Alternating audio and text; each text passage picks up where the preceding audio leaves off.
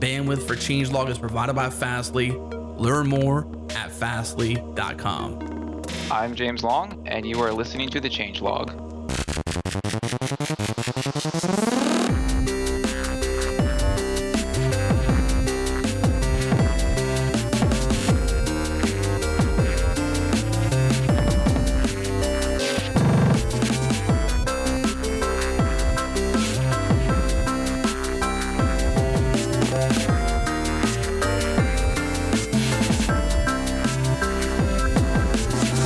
Welcome back, everyone. This is the Changelog, and I'm your host, Adam Stacoviak. This is episode 242, and today James Long joined the show to talk about his recent blog post, Why I'm Frequently Absent from Open Source. He shared several points in that blog post that struck a chord with us, so we invited him on the show. We pulled back the layers of open source, the people, the sustainability, the responsibility, the guilt, and the balance it takes to keep it all together.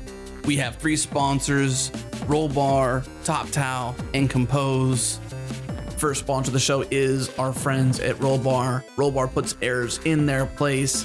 Head to rollbar.com/changelog, get the bootstrap plan for free for 90 days. And today I'm sharing a conversation with you that I had with Paul Bigger, the founder of Circle CI, and he talked deeply about how they use Rollbar and how important that tool is to their developers. Take a listen. We operate at serious scale, and literally the first thing we do when we create a new service is we install Rollbar in it. Like we need to have that visibility, and without that visibility, it would be impossible to run at the scale we do, and certainly with the number of people that we have. Like we're a relatively small team operating a major service, and without the visibility that Rollbar gives us into our exceptions, it just wouldn't be possible. Oh, that's awesome. So listeners, we have a special offer for you. Go to rollbar.com/changelog, sign up, get the bootstrap plan for free for 90 days. That's 300,000 errors tracked, totally for free. Give Rollbar a try today. Head over to rollbar.com/changelog.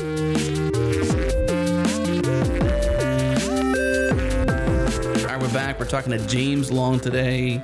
And James, welcome to the show, man. I'm so excited to have you here. Read your post, got all goosebumped after I read it. I felt like a kindred spirit, so to speak. Hey, yeah, no, I'm super excited to talk about it. I honestly am at the point where I really enjoy talking about things around tech than tech itself. So I'm super excited. So I guess we couldn't start the show without mentioning the fact that Jared's not here. And the reason Jared's not here is because Jared shipped a long time running side project called Nora, which is his new baby girl. He and his wife launched that project, as he had said, on Monday, which is great. So Jared, thanks, man. Glad you got your daughter here and have fun with the time off. But, Jared actually teed up this conversation with you. He emailed you and said, man, I love this post. And the post we're talking about is called Why I'm Frequently Absent from Open Source. And, here on this show, we cover this quite a bit. We actually launched a whole separate show called Request for Commits with Nadia Ekbal and Michael Rogers to kind of cover that human side of code. And I kind of feel like this is part of it. But we obviously have a deep passion for open source, a deep passion for the people of open source, the code that gets written because of it, all that good stuff. But at the end of the day, it's about people, And your post really struck a chord because at the end of it, and I may ruin it for somebody. Maybe I shouldn't do that. But at the end of it, it's like it's more like it kind of felt like a love letter to your wife, but not really. It's more like, this is why I'm absent, and I love you, my wife of 6 years. Yeah, yeah. It's kind of funny. I've been meaning to talk more about this, and so this was supposed to mostly be a tribute to my wife. The first half of the post was probably a little bit more of a dump than I meant it to be, because I've been meaning to write a separate post about this, like just focus on that. So I wrote this in like an hour on Sunday, like before we went out to dinner, and then I showed her the post at dinner, and it was awesome. But I read it now, and I was like, wow, there's like a lot of thoughts in my head that I sort of dumped there.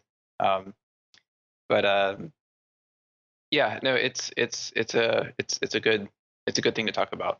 And that's why we're having you on the show, because I felt like it was a bit of a drive-by shooting in a way. I kind of felt like you had more to tell.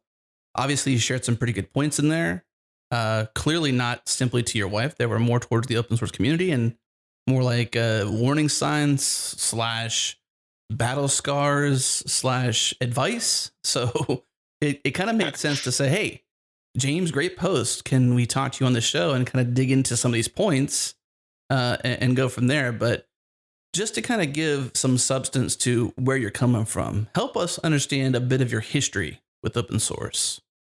Sure.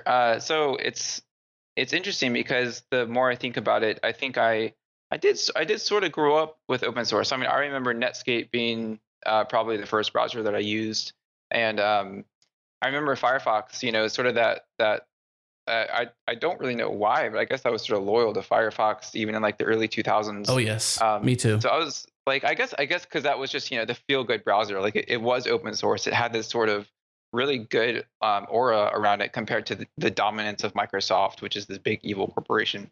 That sort of message I think was around a lot in the early 2000s.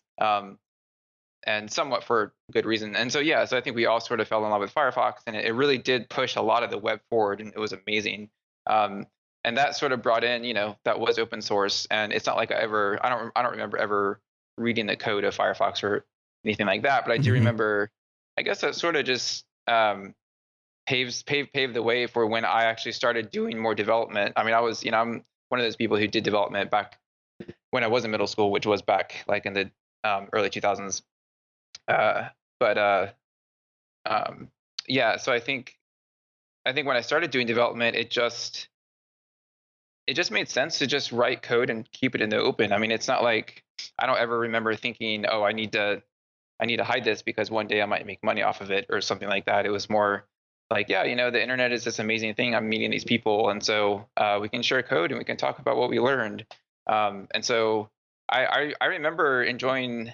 I don't think I even really realized it was just like actually open source software. I think it was just me writing code and posting it on these forums. I remember being on this forum, gamedev.net, because I did a lot of game development in like high school.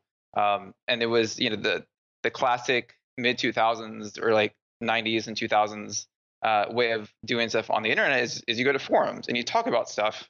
And so we would post a lot of code and we would talk about OpenGL and how to do a lot of stuff. There'd be like crazy things that we were trying to do. And we collaborated on code just by posting code blocks, like literal like GitHub style or like Git gist style stuff. Just post it on the forum. You would talk about the code and then I'll go back to my code and try to do it. And so I don't know. It was just sort of very scattered. I feel like totally scattered. It's sort of just like posting a patch on a mailing list sort of stuff. So I guess it was just a very comfortable thing. And when I started actually developing real software, and I remember when GitHub was released in 2008, I think, I remember just being like, oh yeah, I mean, that totally makes sense. It made sense to me from the get-go. And so I would publish a bunch of stuff. And so this was back when I was involved a lot in the Scheme programming language. That's a language, it's a variant of Lisp. And there's a lot of stuff there about why I think that's great.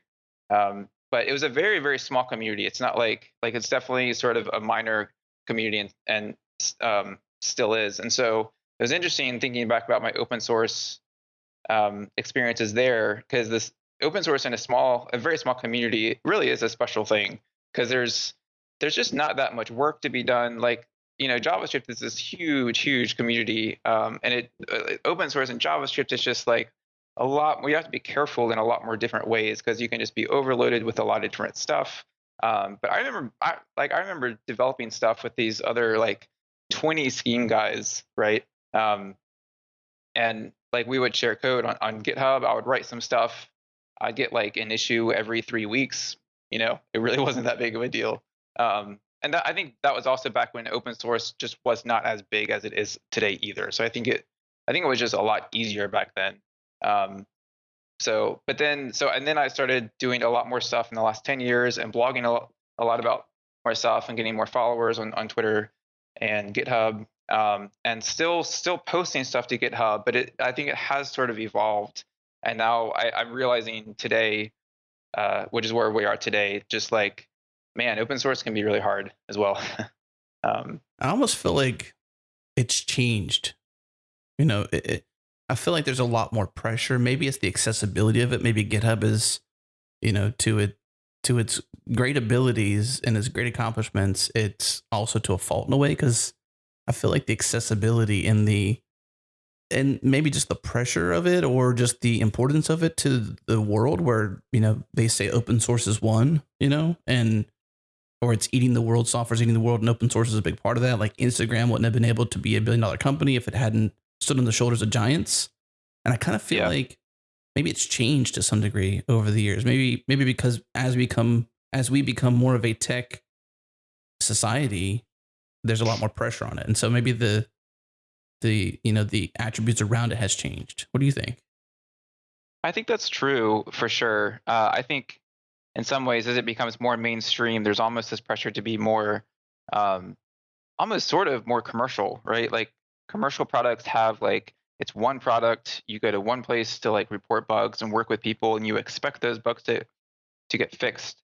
I feel like maybe this is an indicator of this is just like, I don't feel like people are very comfortable with forks. Like the forks of a project are bad, right? Because they indicate something's something's fractured, something's not right. Something's not right. Yeah, like which fork do like you a use? revolution, I have no idea. almost even.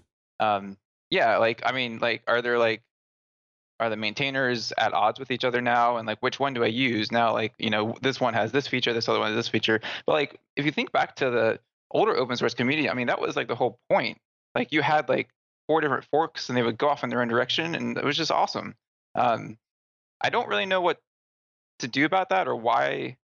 I don't know why that's changed. But I do feel like that's probably there's pressure to have this like really polished product, that's just one product living under one space, and that is sort of where open source can get a lot harder, I feel like.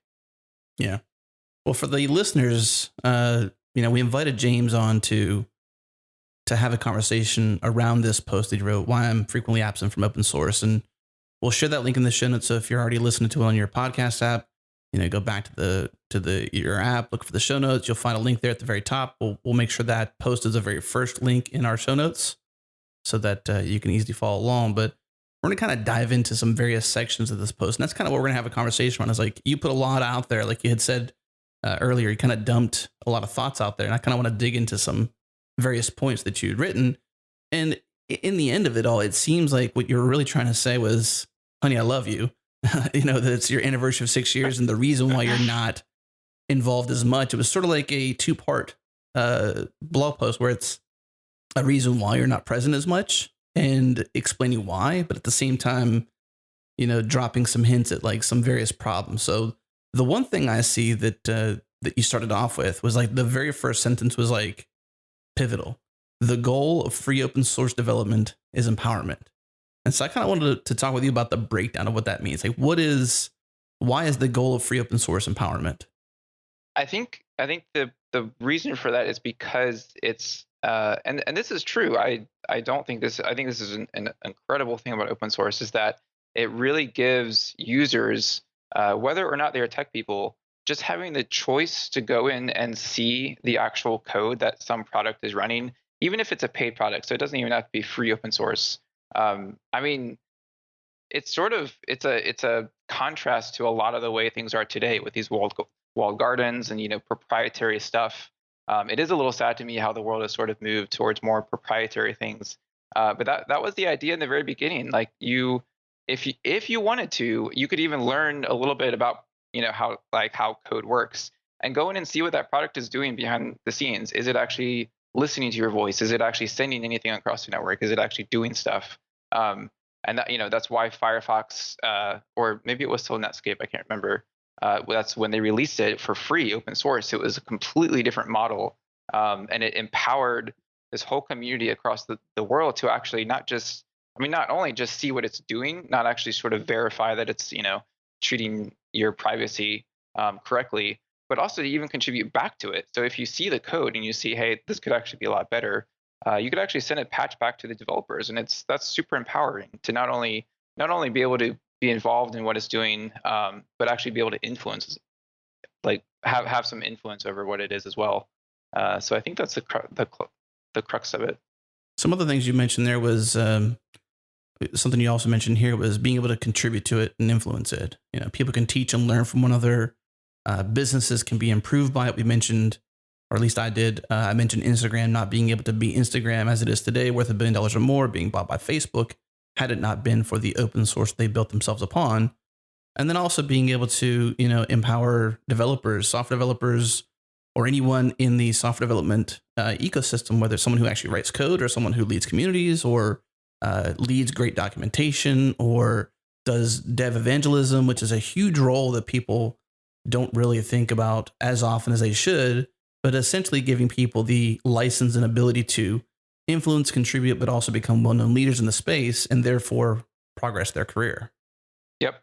Yeah. I mean, it's a multifaceted thing. Like if, I mean, I think there are multiple different open source sort of scenarios. One is, a company has some product and they open or there's some library and they open source it, and other companies sort of collaborate on it, or it's an individual writes something and releases it, and sort of potentially gets a lot of credit for a lot of like a really cool idea.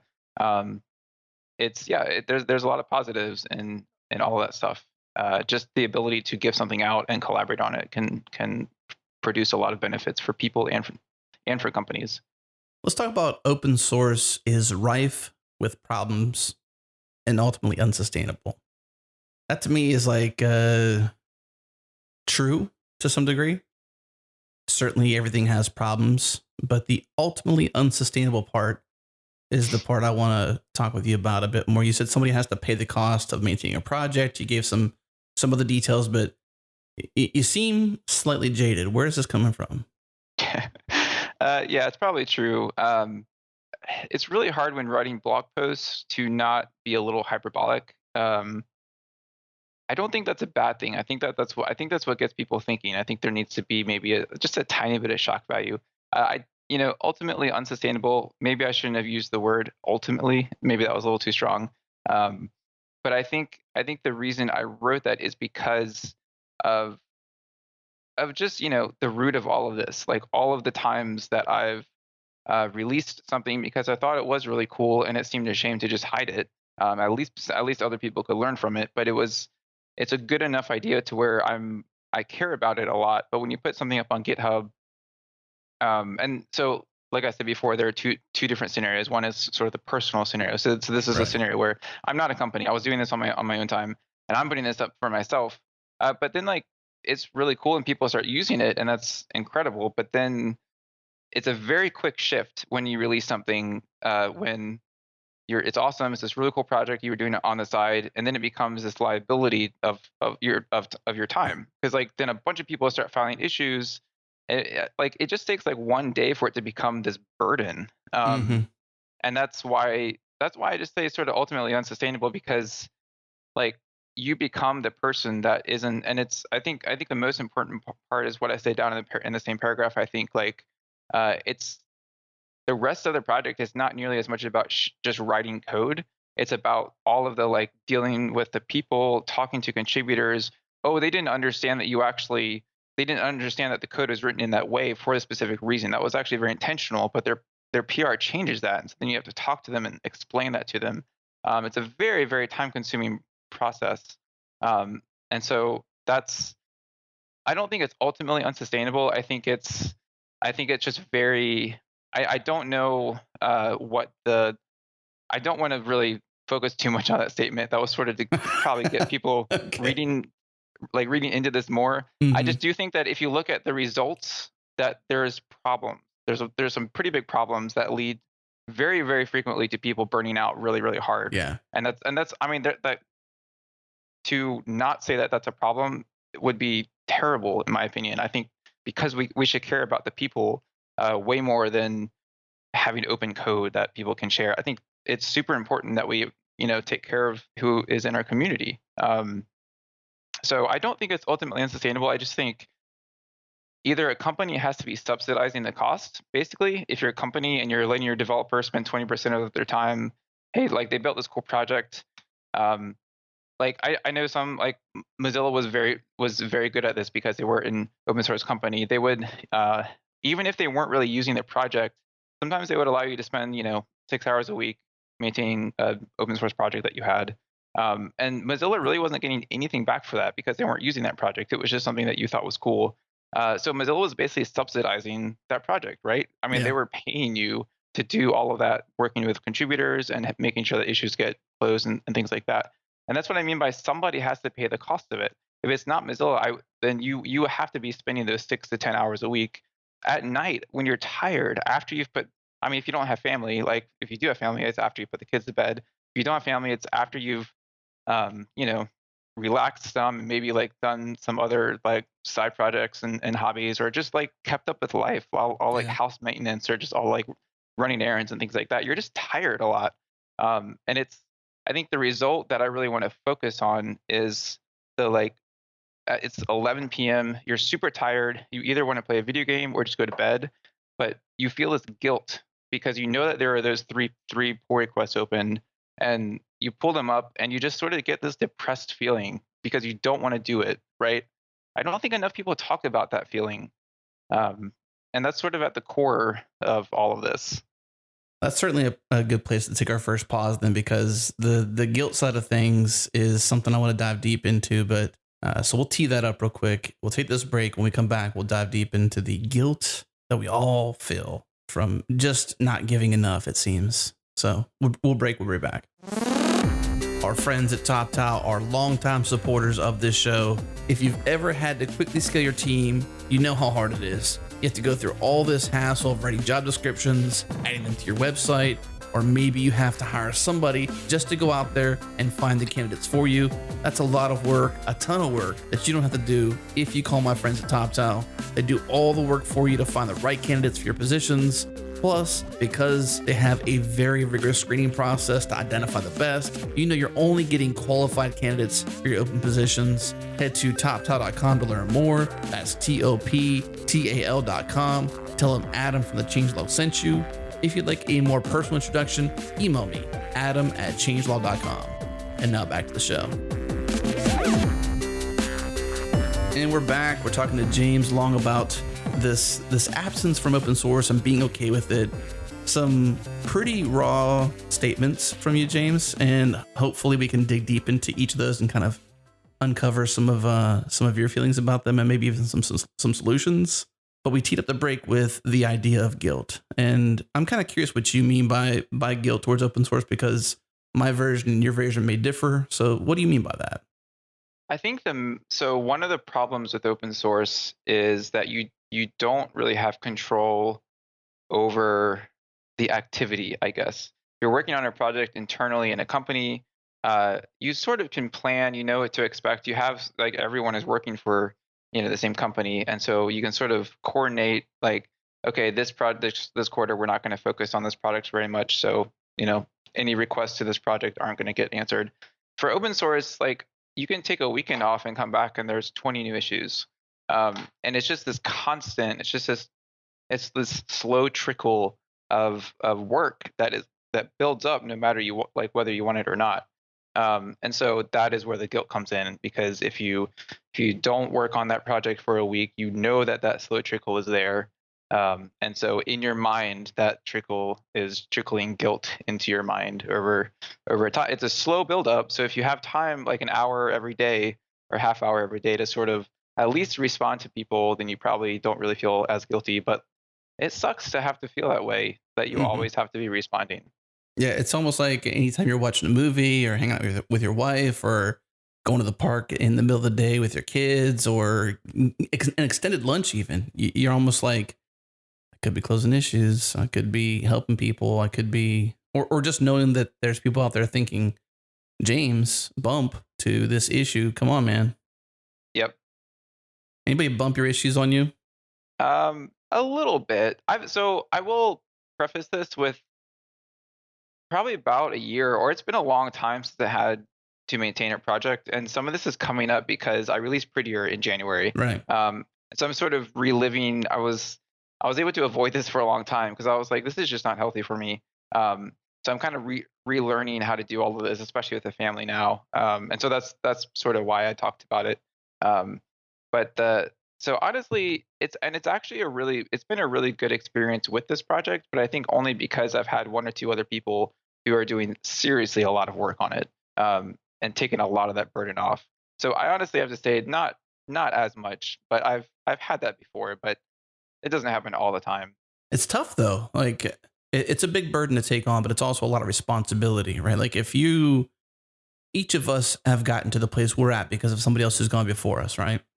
But then to be in that position and not, and to feel guilty because you're not giving enough, or you feel like you have to give more than maybe you're comfortable, or circumstances change and you grow your family, or you get a new job, or just anything that's outside of that burden. But it's also a great blessing to some people. Like we had said before, like it allows people to break out and become leaders in the space and to progress their career and write books or give talks at conferences. So there's a lot of upside to it. We talked a bit about some of the unsustainable pieces in kind of the first segment. So I kind of want to circle back to maybe some ideas you might have on how to make it a bit more sustainable. Like you mentioned that somebody has to pay the cost. Ultimately, it's sometimes often a company that subsidizes it, whether they get some benefit directly from it or not. In the case of Mozilla, you were referencing them. What other ideas do you have on ways to make open source more sustainable? So let's talk about the common answer to this, which is to find other people to help, right? To delegate better. That's always what people say. And I just feel like that's not sustainable. That is not, if you're having to find other people to help, and by definition, eventually they're going to have to find people to help, and you're sort of constantly fracturing off work, and people leave their project. I mean, that is a definition of unsustainability, right? To me, sustainability is if I wanted to stay with this project, then I can, even if I don't have time. Like somehow it doesn't seem that doesn't seem like a very good answer, especially because a lot of times it's really hard to find good people to do this because it is a lot of work. And it's not even that, it's harder to find people who I'm trying to say this in a way that I guess is kind, but I guess people that you can trust, right? Like people who have the same vision for this project as you, because there are all sorts of different people, and it's like there are people that I think are incredibly smart, but they might not have the same vision for the project as you, and so it's kind of hard. I mean, maybe that's something that you just need to do, and if it's just not healthy for you, or you don't have time for a project, maybe you do just have to give it up. But what you would really like to do is find somebody who knows your vision and can help bring that vision into fruition. But that's so rare. I'm not sure if I can't think of a time when that actually worked out, where I found somebody who literally had like the same idea as I. Usually if I pass a project off to somebody else, they make a lot of decisions that originally that I would not have done, which is, it's totally fine. It's totally fine. But that it makes it that much harder to sort of start delegating, because when you start delegating, it starts splitting the vision up. It starts splitting the, like people are a bottleneck for a reason sometimes, because you're the only people that can really, really say, yes, I wrote that code for the reason because eventually I want this code to become this.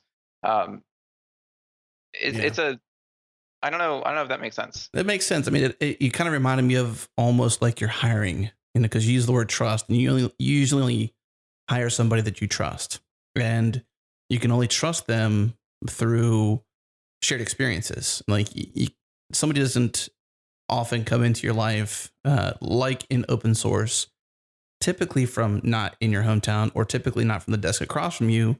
It's typically someone somewhere else distributed, right? And that's a good thing. Sure.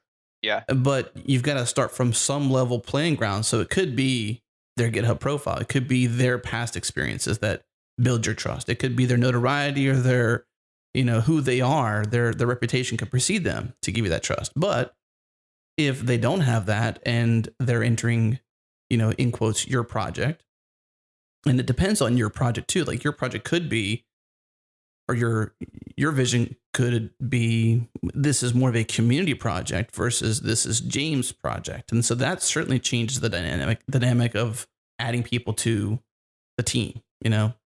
But it kind of reminded me of like almost hiring.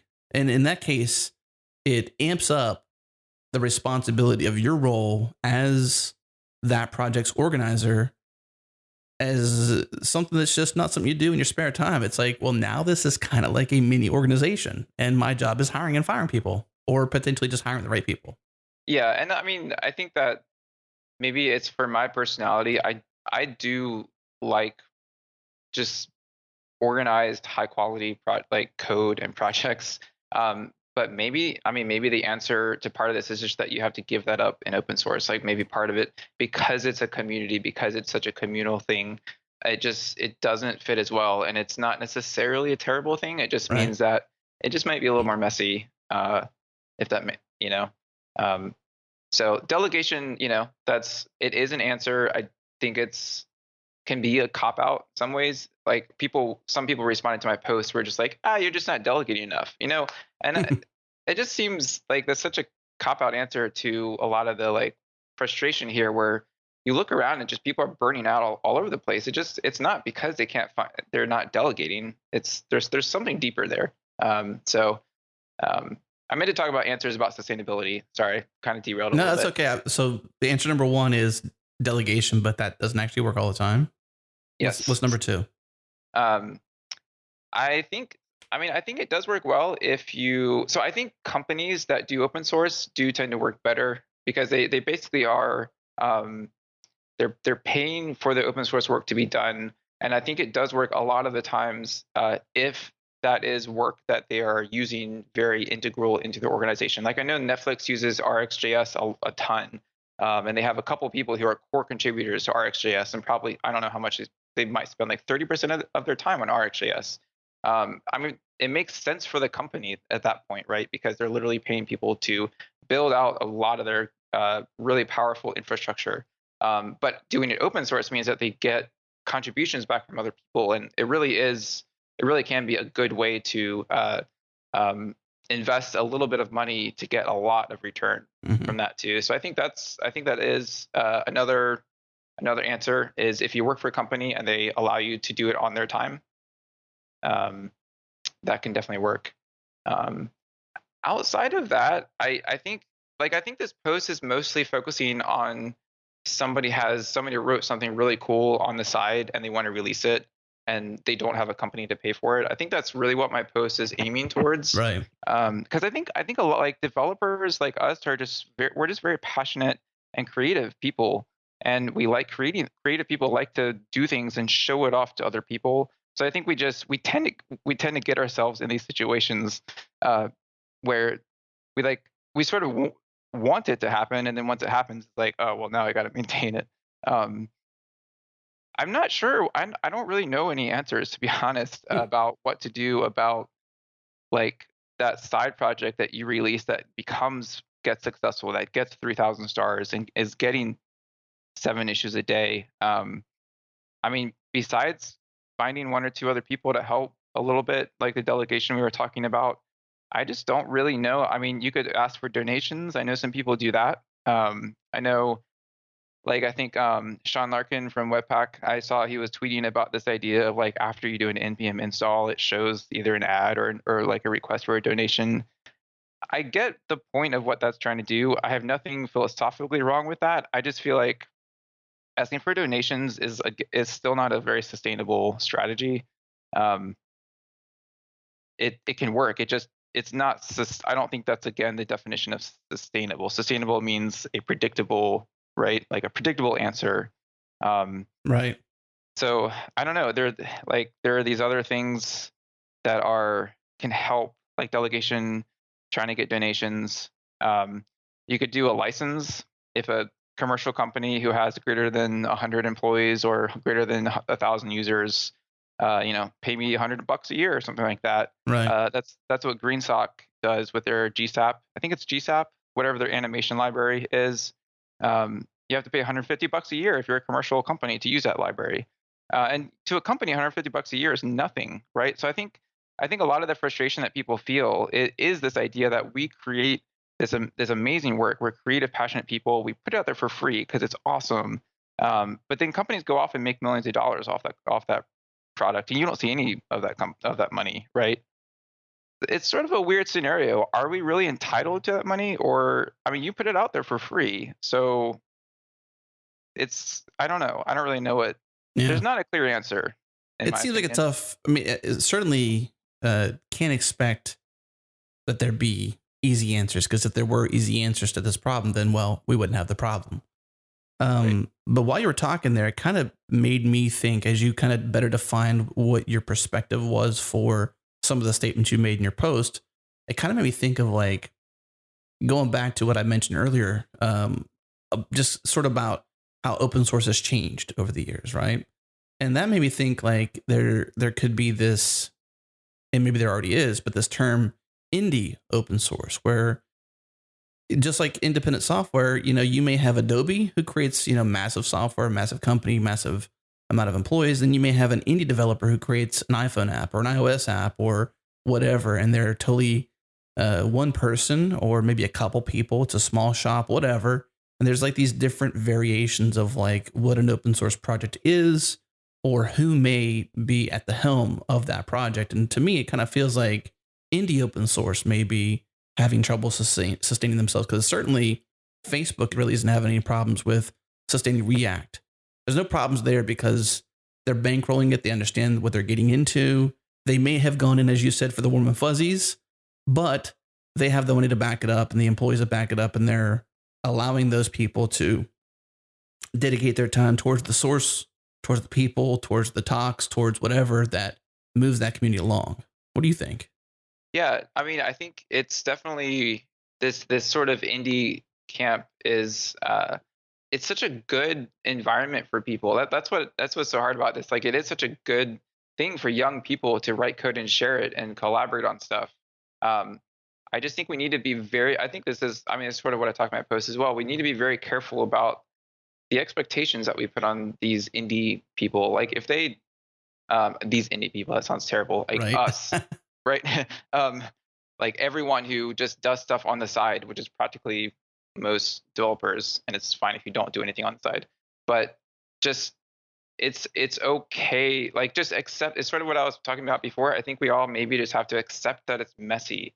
That, like, I'm not going. There are going to be weeks where I just don't respond to your issues. I mean, I think the problem is that if it's going to be this free on the side personal project that you just, I don't know, like I've seen some people talk about having an actual badge that says like unmaintained or not maintained frequently, just something that says just Side accept that this project. is, yeah, side project, which Yeah. it's totally stable, and I'm passionate about this and I will be for a while, but like understand that it's going to be messy. I mean, that might be another answer, I suppose. Well, I think part of it too is like less about finding a solution and more about setting expectations, Right. because you don't have to solve the problem if the people using the code desiring their issues to be solved or their pull request to be accepted, or maintainers not feeling burdened, then maybe it's just like you're kind of saying, is without saying it, is sort of like setting the expectation properly. Because then if that's done, then you can give forgiveness in areas where they're required, because, well, hey, this is an indie side project. This is an unmaintained, however you want to word that, as a maintainer or as a budding open source community. Then it's sort of like it's a beacon to those participating, whether they're users, contributors, drawback contributors, future maintainers, onlookers, press, whatever. Then it can say to them, hey, this project is not my lifeblood. I'm here. I love it. It's great. But don't expect me to be here at every night at 11 p.m. answering issues or whatever. Yep. And if I guess that is sort of where the delegation answer sort of is supposed to come in, because if a company is really wanting to adopt this as a crucial part of their infrastructure, sure, give one of those people at the company like commit access, and you might just have to accept that they're going to make some changes that you might not like, and that's, I don't know. I don't know. Or if you just want it to always be, I guess what I'm talking about now is it can be hard for some people. Like, we have this drive to make things successful as well. And so deciding whether, just sort of accepting that if you put this on the side, it might not be as successful. I think that some of us have to accept that as well. That might be part of my struggle, is that I do like to be successful. But we can't I can't assume something is going to be successful if I don't put in extra work towards it as well. So that there's expectations to other people, and there's also maybe expectations on ourselves in some degree as well. What do you have to say about the warm and fuzzies? I mentioned that it's something else you said. Sometimes projects go open source. I think your perspective here is from a company standpoint.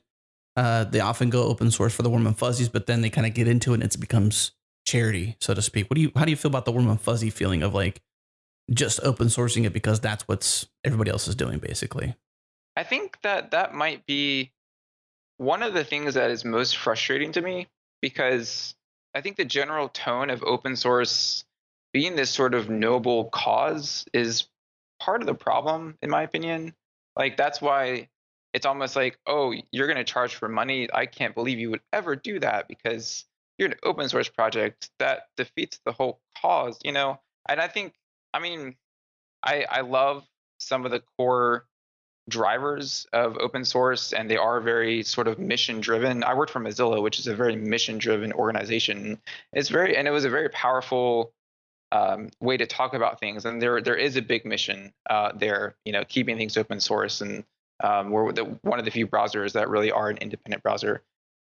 But there's still this. I think we just can't let that trickle down, like become too much of this thing where we pressure people to make the world a better place with Mm. open source. You Mhm. know, and I think that is where um, I don't know. I feel like I think I've seen a lot of different types of projects, and I think there's the ones where it's not just that they went open source. It's fine being open source. I think there's projects where we were like, we're going to invest in contributors, and Mozilla was all about contributors because that's what Mozilla does, right? That's how they can do a lot with a small company. That's how Firefox is localized across the world completely by contributors, or at least 98% by contributors.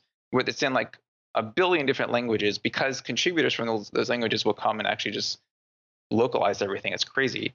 And that's a very interesting, powerful model. But I just feel like some projects were like, we're going to go open source and we're going to really invest in contributors because that's where all the power comes from. And then I just look at their project, and there's so much time spent on teaching contributors and getting everything set up correctly and writing documentation so that they all know about it. Meanwhile, they're sort of ignoring some of these really core problems that are in the project that contributors can't fix because they're too deep. And it just seems like the wrong focus. And so I think I don't really know where this is going, but I think that sometimes we get caught up in this idea that contributors are always this amazing thing. And so I think we just need to be careful about applying it a little bit too much of this too broadly. I think the thing potentially with contributors and their significance is because of the position we're in with open source becoming more mainstream, which means growing, which means more people who are new and not giving them a bad taste in their mouth, being very inclusive, being very inviting. And maybe that's the side you're thinking of, is like they're valuable because you don't want to turn away someone who's like, hey, I heard this great thing about open source, or I listened to this podcast called The Changelog, and I've been listening for a while, and I actually want to step in now. And the first thing they get is this BFL for life who's like, you're in my project and I don't work at 11 p.m. or I've got this guild, and so I'm putting this burden on you. And they're just trying to like step in, you know? Right. And we don't want to like turn them away or treat them badly because of our past experiences. We want to respect their desire to communicate with us and participate in the community, or even help us start one, you know? And I'm not sure where I'm going with that either, because I'm not arguing with you. I'm just sort of saying that maybe that's why contributors are so significant, because you don't know where they're at in their path. Yes, and that's why it's such a hard problem. Is like, you're a jerk if you do that, right? So Right. it's sort of this like catch 22. And I think I don't know. I think it's what we said before, just expectations and communication, and somehow communicating to contributors that you in a very kind way that you just don't have time right now. And usually, I mean, I have to say, like, I am sort of jaded. You said that at the beginning of this, I think. But I think I said especially you seem with that, jaded. You may be jaded. I may be jaded. Yes. um, I think it's because I have just like right now, even with family and two kids, it is that thing where you're really tired at the end of the day and it's like 11 p.m. and I either want to work on my own side project, honestly, that's not even open source, or I want to play video games or something like that. But there's that guilt there. And so I Mm. like looking at that final result, that sucks. We're kind of rewinding, like trying to look at the causes, and I just don't know what the answer is. It's such a convoluted, complicated issue. I don't really know what the answer is, but I think the contributors are wonderful. I definitely don't want to say that they're not. And I think Mozilla has gotten a huge amount of work from contributors, and it did feel great. It did have this warm, fuzzy feeling, and it was this amazing collaboration with people. But I think finding ways that we can communicate with each other and shepherding contributors when we can, but just, I don't know, trying to find people who can do it for us when we can't, or just telling them that we might not have time. And I think there's a tone, right? I think some people in open source probably are as jaded as I am, and they'll respond to issues and be like, no, we're not doing this, and just close the issue. That's just not a very nice, like, I at least try to say, Won't fix. I'm very, yeah, won't fix. In fact, yeah. I at least try to say, I'm sorry, or like, I think it has released some of my guilt, which, realizing how powerful this is, just like doing 2 or 3 sentences of just like, I'm sorry, I can't please everyone, brownie face, Right. close. It's almost like you have to put a signature with all of your negative or could be assumed negative responses. Like, sorry, basically, I've got these other things going on and I can't, or I'm not willing to, or here you could, and here's the keys. Go ahead and open the door. Right. You said earlier, though, on the unsustainable piece in your post, you mentioned that humans are complex and full of conflict. And that was part of what you also said around the ultimately unsustainable, mainly because of humans, not so much because of the code or the process or the philosophy of open source, but more like because of the humans involved. And it seems like that's the case here because, at the end of the day, you're talking to another human. And that's, I think, maybe the expectations we all have to kind of remind ourselves of, because if we were standing face to face, you wouldn't simply say to me, won't fix, and turn away, right? Yeah. You would be more human. You might shake my hand. You might pat me on the back. Or if I'm crying, you might console me, which I would never cry over open source. You would be a human about it. And I think because not GitHub's fault, but because GitHub is so accessible, it's such a great tool that it's so easy to get in and get out, and you forget the human element. Yes. Yeah, it's made it super easy. It's true. It's made it super easy to file new issues, made it super easy to close issues. And it's definitely not GitHub's fault. That's just humans sort of showing themselves, that's humans are just mean on the internet. It's become very mechanical, and I think, if you may treat a robot differently, theoretically, code robot, whatever it might be, you might treat a robot different than you do a human because they don't have feelings. And so if you remove the human element, you remove the feelings. And so if you don't think you're dealing with a human, it's a little easier to be a jerk because you're not really being a jerk. You're just not being human. You're just sort of like removing the emotion, which is essentially what not being human is lack of emotion, right? Because humans are emotional beings, deep, methodical, thought-provoking, all those things. And when you remove that element, you're just simply talking to a machine, and that's not the case because there's a human on the other side.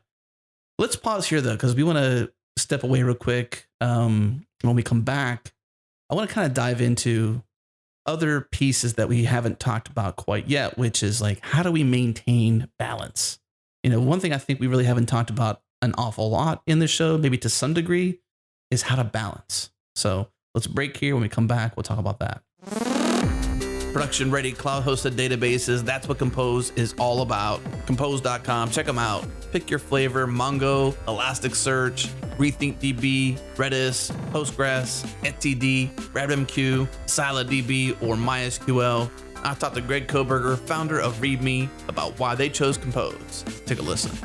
So we actually weren't using Compose at first. We had our own Mongo database set up on AWS. We were just going through a checklist of things that would just kill our company. It's not to be overly dramatic, but there's a few things early on that can just destroy a company and there's no coming back from. And pretty much every single one of them was around data loss, or whether it be stolen or just deleted. I don't do DevOps. I'm a programmer and I can, navigate my way around the command line, but I did not believe that I had the skills to make sure that I wouldn't just delete the database by mistake, or that my backups wouldn't at some point, just stop working. Every single scenario that I saw, like, waking up and seeing that something bad had just happened, they all involved the data. If we pushed bad code and it broke something, that can be fixed. But kind of data, either theft or loss, was the two things that I just was petrified of. It took 30 seconds to get started with Compose.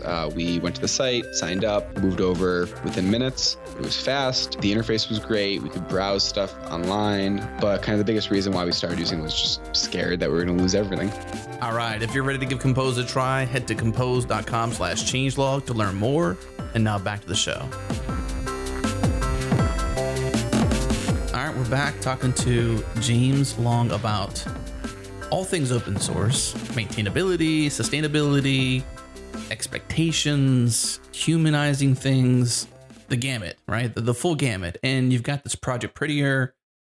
I want to open this up more along the lines of what's happening with this project, because this is sort of where you're coming from with a lot of your perspectives. And then ultimately what's helping you find some balance in your own life with your own open source project, your own ability to serve and love your family and to do the work you need to do with your consulting company and whatever else it is to you that is work, whatever you're calling work. So let's open up with Prettier. So what is this project? How long have you been doing this? So Prettier is a JavaScript code formatter. It basically takes JavaScript as input, and then it compiles it to an AST, and then it pre-prints the AST. So the goal of it is just completely ignore the original styling and always produce a consistent output. So there are a few things that we don't ignore in the original styling, but generally it forces all teams to have completely consistent style. And we have editor integration so that you can just format your code with a keystroke.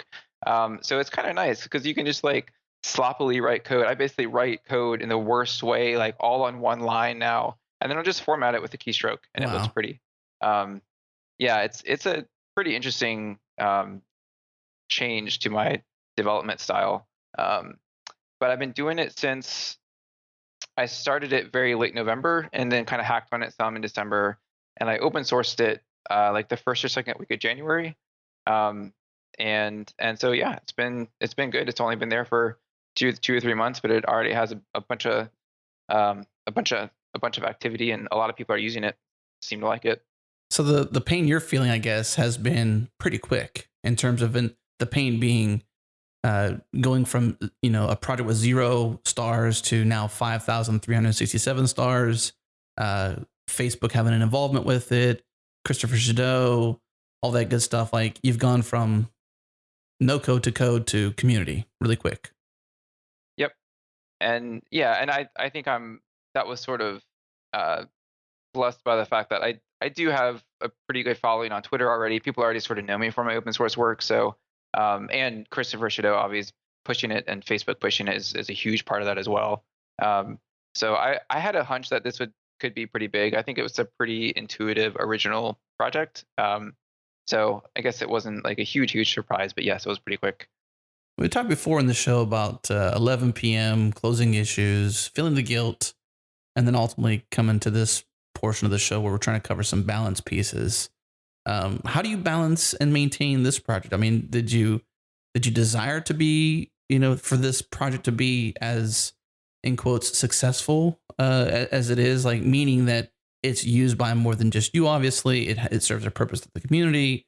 Like, was that your goal with this thing, or were you just hoping to share with the world this code that is in beta, not production ready, so to speak, but something that serves your purpose? Is it where you thought it would be?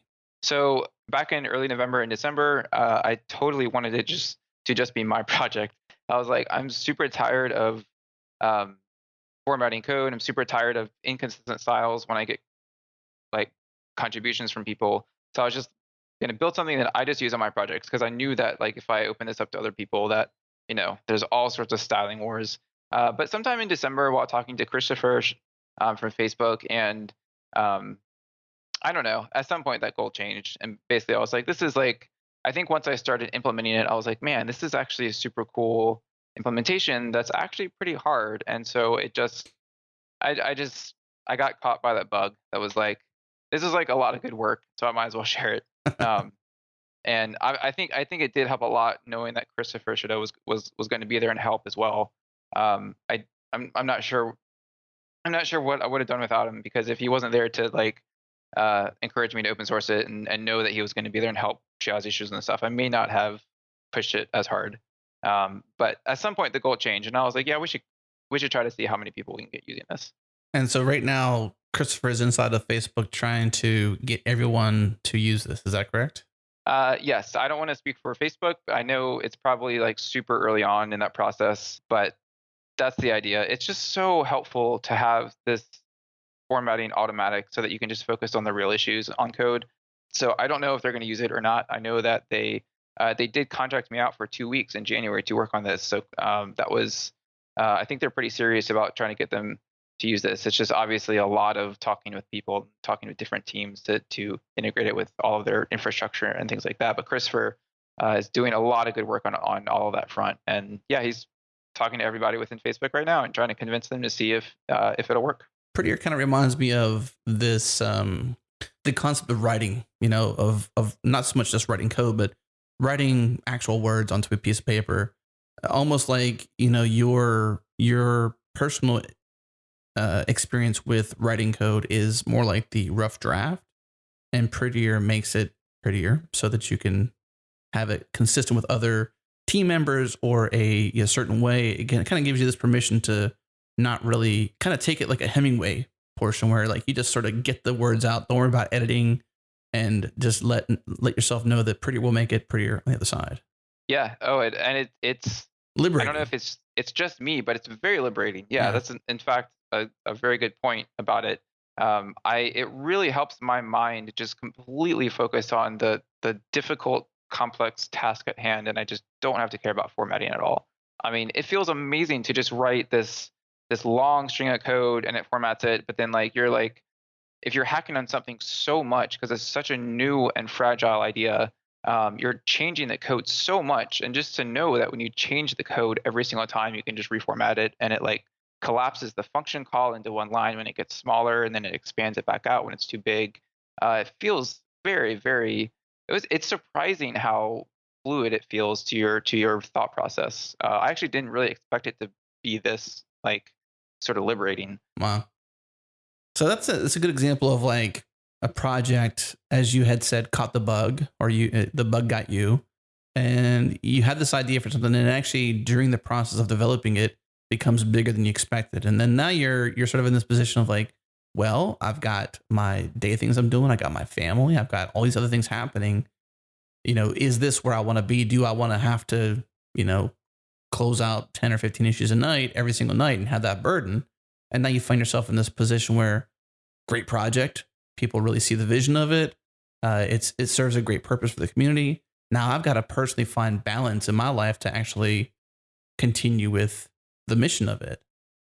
And I guess my question for you is more like, let's open that conversation up around balance. Like, what are some things you do to balance your life so that you can still do the things you love in open source, still do the things you love around your day-to-day job tasks and needs, and then also still be there as a dad, as a husband?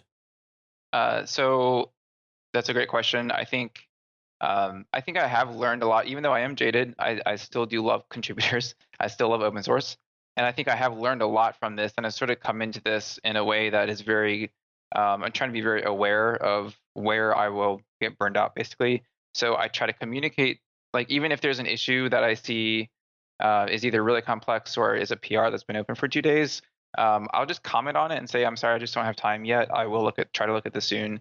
And that sort of relieves some of the guilt. I try to focus on, so I am a contractor, so I bill my client hourly. And so some people don't like hourly billing. I'm not sure if I'm going to do this for a long time. But the thing that's nice about it is that I actually kind of like sitting down in the morning and then I just get other stuff done for like 2 hours. And so some mornings I'll sit down and just work on Prettier for 2 hours. And that can be, so that's within the confines of sort of the work hours.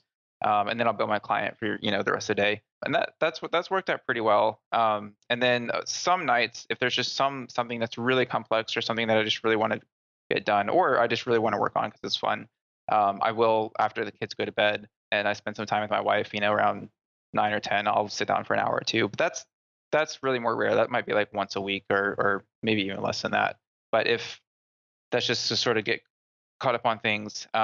So sort of structuring your time, I think is good. Don't like, it's definitely just really, really healthy to close your computer at the end of the day and at least spend some time doing something else. If you don't have a family, I'm sure you have other hobbies. Just really make sure that even if you have free time, spend it doing other stuff, or even if you have another side project that is a lot more fulfilling, work on that side project. Don't feel like you have to be working on that code right there. It'll still be there in a couple of days, and it's fine that people can wait. So having that mentality is good. The one last thing that I'll say is I really, really would advise people to not be getting GitHub notifications or emails on their phone, because that just, at least for me, that would be the worst way to make me like the guilt even more, shouting at me on my phone every time I see something come through. I do not do that on my phone at all. That is just a complete no-no. So yeah, that's a recipe for disaster, especially if you have a popular project or even a moderate to, even if you have a moderately successful project, you're always getting something, whether it's a pull request or an issue or something. It's always something that's happening. It could even be just a comment. It doesn't even have to be an issue. It could be activity on issues, that's constantly pulling you away from the things you should be stepping away to enjoy, which is that balance portion. Is like, it's almost getting permission, giving yourself permission, or even having someone like you come on a show like this to say, hey, it's okay to step away. Sometimes people just need to hear that. Maybe they already know it, but they're like, but I feel guilty. And you're like, well, just feel guilty then. I can't help you with that part, but you can step away. Yes, definitely. And even I think it's crucial to get to that point. If you feel like you have a couple hours at night, that's totally free. Even if you haven't looked at the issues in a couple days, if you don't want to look at them, just don't look at them. I don't know what else to say. There's a balance to be said. Like a balance by definition means there are going to be times when you are going to do that because you feel guilty, and that's fine. But as long as you just spend your time like relaxing, don't do it every night. That's basically the gist of it. Try to do it at least like half your time or something. Moderation. I think, back to the conversation around sustainability, or as you said it, ultimately unsustainable. I think I'm just throwing that back at you because it's fun, but yeah, is that setting expectations and just understanding that, we can't all eat Snickers for dinner. And there's a reason why, because that's not sustainable, right? Just like you're saying, you can't sit there and close issues or work on this code every single night because that's not sustainable. Whatever sustainable is to you, and you being the general public who's listening to the show, whatever that means to you is what you need to work on moderating around, because you can't just pour every ounce of you into this thing, because at the other end is potentially burnout, and that's not sustainable. Yep. It's good to diversify, basically. Yeah. Diversify your interests and your time. Mm-hmm. And I think that is a good way to guard against burnout. One thing you said, though, at the end of your post, which as a family man, this totally makes sense to me. You said there's no question in your mind that by comparison, tech, I'm assuming that also relates to open source, but you say tech has little meaning in the greater context of life. There's a lot of people that because we're technologists, because we're software developers, because we love what we do, we sort of like put these blinders on and only see that, and we may not forget that we have family. We may not forget that we have other human beings that love us and cherish us, or vice versa. But we certainly place a lot of meaning into software that it doesn't and hasn't earned. Because really, ultimately, when you pull back the layers of open source, it's people, right? And so when you say by comparison, tech has little meaning in the greater context of life, I kind of think I know what you mean by that. But what do you mean by that? I think I mean that for some reason, we do tend to put a lot of stock in in what we're doing, even if it's a social media app, we're connecting people, and it's, there's a lot of good social aspect to this, or we're just making change in technology. We're furthering the progress of the world, sort of that noble mission. It's sort of that mission oriented thinking sometimes I think can become too strong, and we do lose sight of the fact that, like, going out onto a walk with your family, you're going to get more out of that than spending 20 hours working on a project. Really, when it comes down to it, a lot of people don't care about tech. I mean, I think that we put too much value on it, to be honest. I think tech has done amazing things in this world and connected us in amazing ways. And I'm not one of those people that think that everyone then, like, stares at their phones and that's a terrible thing. I think it's amazing how connected we are these days. So the product of tech every now and then can be revolutionary. But besides that, like, in this weekly, daily life, it's so much more important to make sure you're to spend those 4 to 6 hours at night. Just do other stuff sometimes. I used to spend so much time at the computer, like hacking and reading papers and doing stuff. And I really think I lost out on a lot of relationships back in my 20s. So that's sort of what that sentence is referring to. So do you have some shoulda, woulda, couldas in your life then? Man, I wish I'd have just spent, 2 or 3 days doing that and 1 day pursuing a friendship. Yeah, I mean, I don't know about relationships. I feel like I had pretty good relationships, but I definitely could have been a lot closer to people. I could have pursued people more. So I think I wish I had definitely just closed my laptop at night. When I was, when you're in a house of guys, you're just like a roommate. It's super easy to just sit at your computer at night and work on stuff. I definitely wish I had just gone out and just hung out with friends and got to know other people more. I think it would have been a little bit richer life. I had a great time in my 20s. I'm not saying that I didn't, but I think that there's definitely, it could have been even more fulfilling. And I would encourage anyone to seek balance in this world. So what are some ways besides just closing your laptop, just dedicating 4 to 6 hours to loved ones or hobbies or whatever? What other ways can we be more mindful about balance? I'm trying to think. I mean, I don't know. Maybe just pursuing other hobbies, I guess. I mean, really, the hours of the night and on weekends, on Saturdays, going out and meeting other people are really the only things that I can think of. Yeah, I can't really think of anything else, I don't think. So go out, make some friends, disconnect. Saturdays, no issues, no notifications on your email, your notifications from GitHub popping up. Keep those things silenced. At least that would help you or help that person moderate to not feel like every waking hour is pulling them back into this thing they may be like slightly jaded about, like, oh man, I've launched this project and now it's super successful and that's great, but now I've got to keep giving my time to this thing and step away.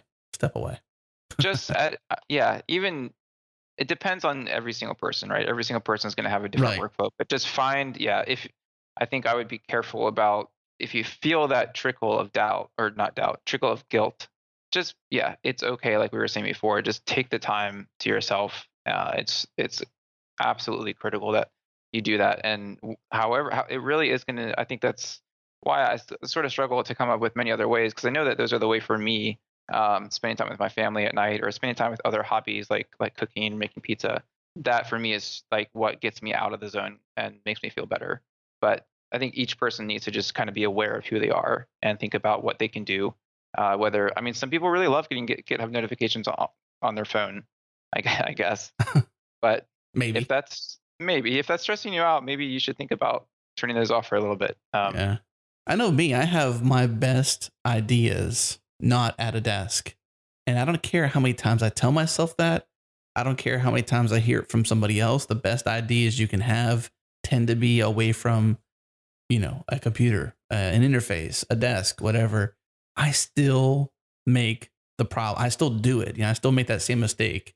So by no means are James and I saying, this is so easy, you can do it. We're just here kind of giving you permission to step away, permission to say, it's okay to step away. It's okay to not, like you had said in your post, not answer an issue for a couple of days. It's okay to step away and have friends. It's more like just a reminder rather than saying, hey, this is how you fix your problem. It's more like reminding you that sometimes the best ideas come to you away from your desk, and sometimes the best relationships happen not in digital form, and to pursue those.